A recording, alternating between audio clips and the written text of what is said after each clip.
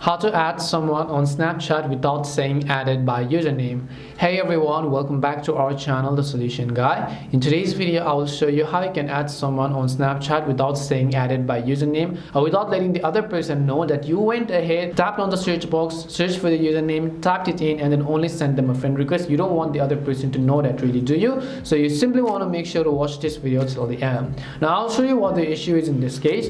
If I go ahead and then open up Snapchat, and then I come to, let's say, my search page over here. So let me just come to this search page. Maybe you come to the search page, and then in the search box you simply search for a specific username, and when you type in the username and then you tap on the hit send request button, they're going to actually know that you went ahead and searched the username, as it is going to show added by username. So how do you remove that added by username thing? So instead, what I can suggest you to do is, over here you'll be able to see add friend, and these are simply some of the quick adds over here.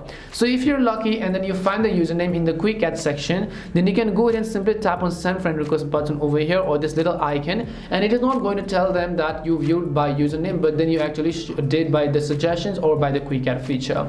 And the other way you can also do is, if the suggestion is not coming up in your case, you can simply try to enter the username but only half username, as I said earlier. So let's say the other person's username is this, but you don't want to enter the full username, you only want to enter the half username, and then when it comes in the search appearances, so you can see multiple people over here, but then if you type in the full username and only one person appears, and then you hit the send button, it is going to let them know that you added by username.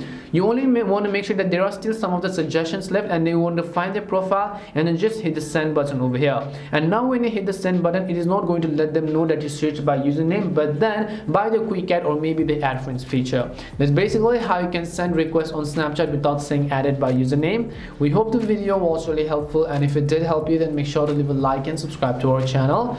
If you've got any more questions, feel free to leave them down. Thank you very much for watching till the end, and see you soon in our next video.